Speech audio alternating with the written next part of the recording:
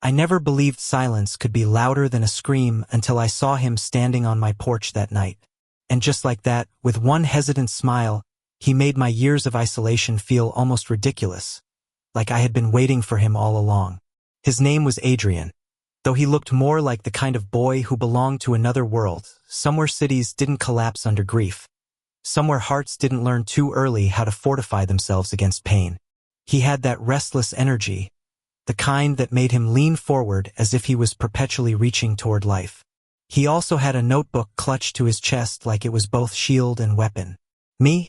I was Jonah, 30 years old, small-town librarian by day, occasional carpenter by necessity, and full-time coward by confession.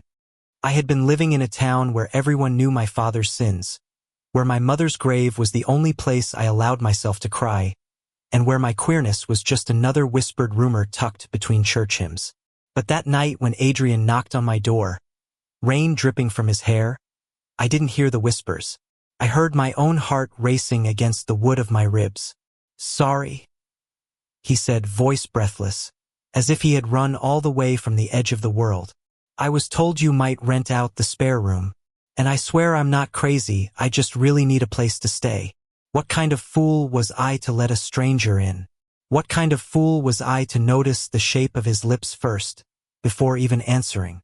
I let him in. Of course I did." The weeks that followed were both torture and salvation. Adrian was chaos in a denim jacket, always leaving half-drunk coffee cups scattered across the kitchen table, always humming songs I hadn't heard since high school, always scribbling in that damn notebook. At night, I could hear his pen scratching through the thin walls. I used to lie awake, staring at the ceiling, wondering what stories he was writing. Maybe about men who didn't know how to love properly. Maybe about me. The town was not kind. They saw him and asked questions. They saw us walking together and asked more. I ignored them, but Adrian never seemed to care. One morning at the diner, when the waitress asked if we were brothers, he had laughed, leaned back and said, "No, he's just the guy who lets me ruin his peace and eat all his cereal." I nearly choked on my coffee. But when his leg brushed mine under the table, my whole body went still, and I knew it wasn't just coffee making me burn. The loneliness I had carried like a coat began to slip off my shoulders. He was making me lighter without even knowing it. Yet with every smile, every casual touch, came the reminder. I couldn't let him see how much I needed him. Not in this town. Not in this life where I had already buried too much of myself. But love doesn't care for logic. It doesn't care for fear. The breaking point came one night when the power went out. The storm raged, candles flickered, and Adrian sat cross-legged on the floor, notebook open on his knees. He read out loud without warning words about a man who hid his heart until another man walked into his life like a storm he couldn't stop. I froze. Every word was me. Every word was him. "Who's it about?" I asked, voice unsteady. He looked at me, his expression soft but unflinching. "Does it matter, Jonah? Maybe it's about us. Maybe it's about the man who keeps pretending he doesn't feel the same way." And just like that, the silence between us exploded into something I could no longer deny. That was when the real war began, not between us, but inside me. Could I risk everything for him? Could I let the town talk, let the old wounds open, let the man I had tried so hard to bury finally stand in the open? Because the truth was simple. Adrian had shown up when I was still lonely, and now I was terrified he would leave if he realized just how deeply I wanted him to stay. By the time the storm cleared, something inside me had shifted. I couldn't look at Adrian without remembering his words, the fearless way he'd confessed with ink and breath. But fear had always been my shadow, and now it grew taller, sharper, whispering all the reasons why I should pull away before it was too late. The next morning, he acted as though nothing had happened.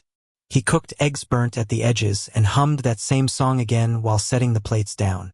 I sat across from him, my fork untouched, staring at the man who had unknowingly become my undoing.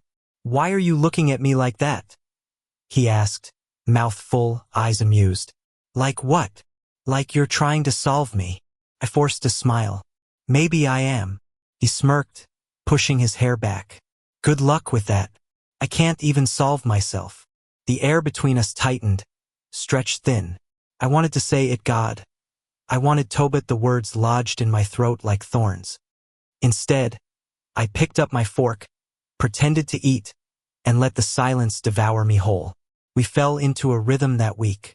Days at the library for me, days of wandering and writing for him. At night, we'd sit in the living room, the sound of his pen scratching and the creak of my rocking chair the only evidence of our existence. Yet the town had begun to notice. Mrs. Carter from the bakery leaned too far over the counter when I bought bread. "That boy's been staying with you, hasn't he?" she asked, her voice syrupy with curiosity. "He's just renting a room," I replied too quickly. Her eyes narrowed, lips twitching with something unkind. "Room, HM? Be careful, Jonah. Folks around here don't take kindly to strangers." The word lingered in the air, heavy with all the meanings she didn't dare say aloud. When I got home, I found Adrian sprawled on the couch, notebook open, pen tapping against the page. "Bad day?" he asked, not even looking up. I wanted to tell him everything, that the world outside was already sharpening its knives, that people would tear us apart if they could. Instead, I said, "It's nothing, just the usual." He finally looked at me, brow furrowed. "Jonah, you carry your nothing like it weighs 100 pounds. One evening, he asked if I wanted to take a walk. The sky was bruised purple, the air heavy with the scent of rain-soaked earth. We walked side by side, silence settling between us like an old friend. Then he stopped. Right in the middle of Main Street, under the dull glow of a street lamp, he turned to me. "Why are you so afraid of me?" The question hit me like a stone. "I'm not afraid of you." "Yes, you are," he said softly. "You're afraid of what it means to want me back." I opened my mouth, but no sound came out. Adrian stepped closer, close enough that I could see the flecks of gold in his eyes. "Jonah, you don't have to say it. I already know." For one reckless second, I thought I might kiss him right there, in front of God and every window that dared to watch. But then a car passed, headlights washing over us, and I stepped back as if burned. His jaw tightened. "You're going to keep running from this, aren't you?" I didn't answer. Days blurred after that. He withdrew into his notebook more, laughter dimming, eyes shadowed with something I couldn't reach. I hated myself for it, for letting fear carve a distance between us when all I wanted was closeness. Then came the church fair. The entire town gathered, pies and quilts and whispers filling the air. Adrian insisted on going, said it would be good to be seen instead of hiding. So we went. The stares followed us like hounds. Children pointed, mothers whispered, fathers crossed their arms. I tried to ignore it, but Adrian walked tall, chin lifted, daring anyone to speak. When Pastor Green approached, my stomach sank. He clasped my shoulder with a smile too polished. "Jonah, always good to see you, and this must be your guest." Adrian extended his hand. "Adrian, I'm a writer." The pastor's smile flickered, then returned. "Welcome. We're always glad to have travelers." The way he said it, I knew he wasn't glad at all. Later, as we walked home, Adrian laughed bitterly. "Your town is a circus, and I think I'm the clown. You don't have to put yourself through this," I said quietly. He stopped walking. "But I want to, because I want you. Isn't that worth something?" The words lodged deep inside me, twisting with longing and fear. I wanted to tell him yes. I wanted to tell him it was worth everything. But the silence that came out instead might as well have been a knife. That night I couldn't sleep. I sat on the porch, watching the stars blur, when I heard the screen door creak. Adrian stepped out, barefoot, notebook in hand. "Couldn't sleep?" I asked. "Couldn't stop thinking." He sat beside me, flipping through pages until he found one. "I wrote something. Want to hear it?" I nodded. His voice was soft, almost trembling. "It's about a man who built walls so high, even the person who loved him couldn't climb them. But the thing about walls, Jonah, is they don't just keep danger out. They keep love out too." I swallowed hard. "Adrian, no," he said, closing the notebook. I don't need your answer right now. I just need you to know that I'm here. For however long you'll let me be. And in that moment, under the starlight, I realized the truth I had been too afraid to admit. He wasn't just a guest. He was already home. The days that followed carried both sweetness and dread. Sweetness in the way he brushed past me in the kitchen, the way his laughter filled the rooms, the way he left little notes tucked in the corners of my books. Dread in the way the town stares grew sharper, whispers louder, as though waiting for the chance to strike. And deep down, I knew a storm far greater than the one that had first brought him to my door was coming for us both. The storm finally broke one Saturday night, though not the kind you could measure with rain. It was the kind that began with whispers, built into stares, and ended with voices raised louder than I'd ever wanted to hear. Adrian and I had gone to the grocery store, simple enough. But nothing in this town was ever simple. Two grown men shopping together? How domestic! A voice muttered behind us in the aisle. I ignored it. Adrian didn't. He turned, sharp and fearless, notebook clutched to his side. You got something to say? His voice was steady, almost daring. The man Mr. Evans, a mechanic everyone newsmarked. Just making an observation. Folks are talking, you know. Doesn't look right. Him, he jabbed a finger at me. And you, playing house. My chest burned with shame. Not at Adrian. Not at us. At myself for being too afraid to tell the truth. Adrian's jaw tightened. Funny. You think gossip is truth. Must be a sad way to live. I wanted to drag him out of there, to end the scene before it got worse. But Adrian didn't move. He just stared the man down until Evans muttered something under his breath and walked off. Later, in the truck, silence stretched like barbed wire between us. Adrian stared out the window, his reflection fractured in the glass. You're not going to say anything? He asked finally. What do you want me to say? That we're not ashamed. That you're not ashamed. I gripped the wheel tighter. It's not that simple, Adrian. It is, he snapped. You just don't want it to be. For the next few days, he barely spoke to me. He still left his notebook on the table, still cooked when it was his turn, still hummed under his breath, but the space between us was colder, filled with the weight of words unsaid. One night, I found him on the porch, scribbling furiously. His notebook was open, pages torn, his hand trembling with every line. What are you writing? I asked softly. A goodbye, he said without looking up. The word cut straight through me. Don't. Jonah. I can't keep pretending this is enough. I can't keep being your secret. His eyes met mine, raw and shining. Do you want me or not? The truth was on the tip of my tongue. Yes, God, yes. But then I thought of my father, of the way he'd sneered at me when he caught me looking at another boy in high school. I thought of the town, the pastor, the whispers that could turn to stones. And I froze. I don't know, I whispered. His face crumpled, just for a second, before he nodded. That's all I needed to hear. He packed his things the next morning. Not much, just the notebook, a backpack, a couple of shirts. I stood in the doorway, useless, watching the one person who had made me feel alive walk away. Adrian, don't, he said, not looking at me. If you can't say it, don't stop me. And then he was gone. The house was silent again. Too silent. Every creak of the floorboards echoed like regret. I sat in the kitchen staring at the chair he'd always taken, my chest hollow, my hands empty. Days passed. The town moved on, but I couldn't. I saw him everywhere, in the bookstore window, in the empty porch swing, in the shadows of my own damn heart. It was Mrs. Carter, of all people, who broke me. You look worse than usual, she said when I came in for bread. Boy, leave you. I froze. She smirked, satisfied with my silence. Thought so. Folks like you never keep what you want. Too scared of your own skin. I left without the bread. Drove home. Sat on the porch. And for the first time in years, I cried like a child, raw and unhidden. The truth was simple. I loved him. I had always loved him. From the moment he knocked on my door with rain in his hair and hope in his eyes. And I had thrown it away. I didn't sleep that night.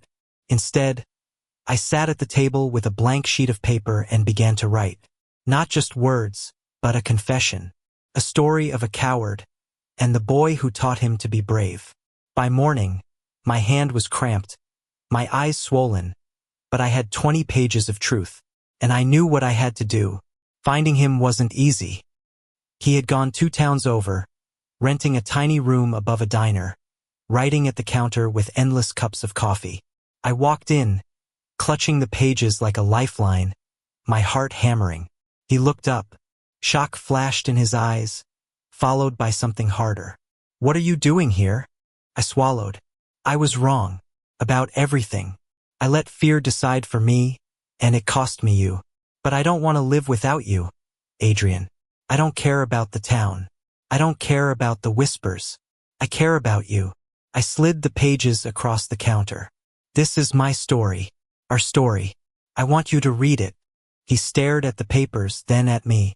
His hands trembled as he reached for them. For a long moment, silence. Then, finally, the smallest smile tugged at his lips. "You're late," he said softly. But not too late. And when he reached across the counter to take my hand, it felt like the storm had finally passed. But the truth was, the storm outside still raged. The town wasn't going to let us live quietly. And if we wanted a future, we'd have to face it together. For the first time in my life, I was ready. When Adrian's hand found mine across that diner counter, the world shifted.